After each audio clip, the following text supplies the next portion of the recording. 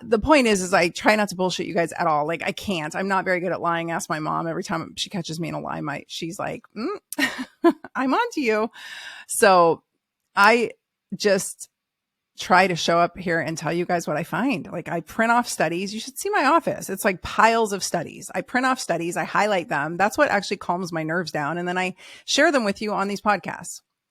And I just happened to catch some traction with this topic. And a lot of people asked me to be on their podcasts. And so I started getting out there and the word started getting around. And then I started hearing from my compounding pharmacy friends, like, your name's everywhere. And I'm like, oh, is that bad or good? And who knows, right?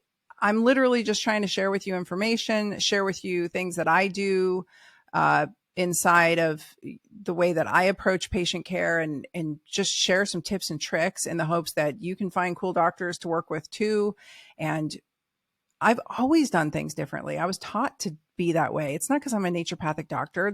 I wasn't taught very many original things in naturopathic medical school. I was taught cool shit by my mentors, and I had some really cool mentors. I have some really cool mentors still. And so, and I was in the regenerative medicine space where you've got like the most cutting edge doctors probably on the planet doing some crazy cool shit. And that was the crowd I ran in for years, decades. Like that's who my people were. So we know how to regenerate tissues and heal people. And we've been doing so quietly in our clinics for decades.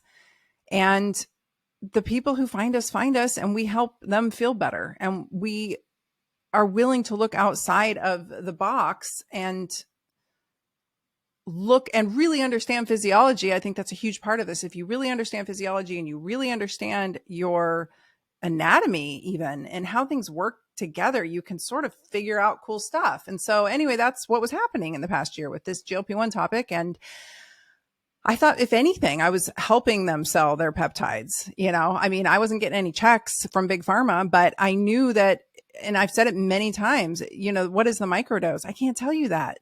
I can't tell you that because it's individualized for each person. And I can't tell you where to go buy it because you need a doctor to prescribe it to you. And that doctor has to find their own damn pharmacies to use that they're comfortable with, compounding or not. And I can't tell you the dose for you because I don't know you, and I can't practice medicine out on the internet. I only talk about dosages with my patients, right? I mean, I talk about my clinical rationale inside my program, but that program is designed for doctors. I just let the general public in because I know this information isn't out there anywhere. And I'm trying to get people to really empower themselves and to really understand what it is that they are, this journey they're going on. And to be totally truthful with you, that program, my big paid program is way more about the steps that you need to take to become metabolically optimized for longevity and good health. I just wrapped it up in GLP-1s because that's the icing on the cupcake, if you will. And that's the thing that grabs people's attention, but you still have to do all the damn work, and you still have to figure out how to get your hormones. You still have to find a doctor to prescribe you bioidentical hormone replacement. Like that's part of this for most anybody over the age of 45, I would say. And God, I have been knee deep in the literature around estrogen lately. And I'm telling you, and I will say it again, you've heard me say this on multiple podcasts, get in front of that. I am telling you, everything I'm finding is showing that estrogen, when you're on this side of menopause, is very beneficial. And estrogen, when you're on that side of menopause, especially if you go into the obesogenic, metabolically compromised state, can actually be dangerous for you. So it depends on the body it's put into. So I'm trying to get all of you to understand how to take care of yourself and be more resilient and to head this stuff off at the pass.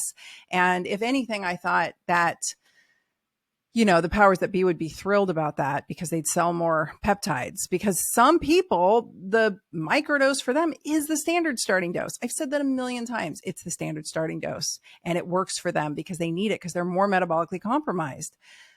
And yet I'm still the problem somehow. So I don't know. I don't have proof of any of this. I'm just speculating, and it's my opinion. I'm allowed to have my opinion.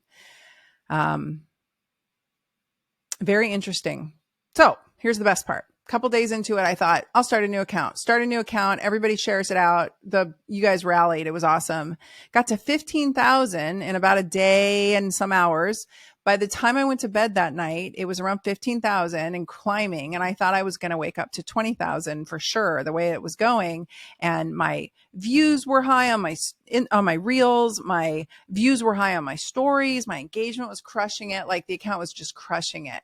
And I was like, fuck yeah. Like, let's go, guys. Let's just start over. That other account was like, had dark energy on it from the last 4 years, and it had trolls, and it had so much heavy stuff on it. It was severely suppressed. Even with all of these big podcasts I've been on, the growth was just like eking up. So I knew that there was some severe suppression programs on there. Like, I don't know if you guys followed the Twitter files at all, but when Elon took over Twitter and he went in with some of the more conservative, folks that have been deplatformed off there in the years prior to him taking over, they went in with his like coders, and they looked at these guys' accounts, these men and women, and it wasn't just like, oh, you got your account taken away. There was like layer after layer after layer of suppressive software, so that even if they got their account back, it would never grow, it would never be seen, it would never come up in the thread. Just all of this like really heavy, gross, dark energy on it. And that was all over my Instagram account. So it was kind of like a bad divorce. I don't know if you guys have ever divorced a narcissistic abuser, but when you do, you're like, good riddance.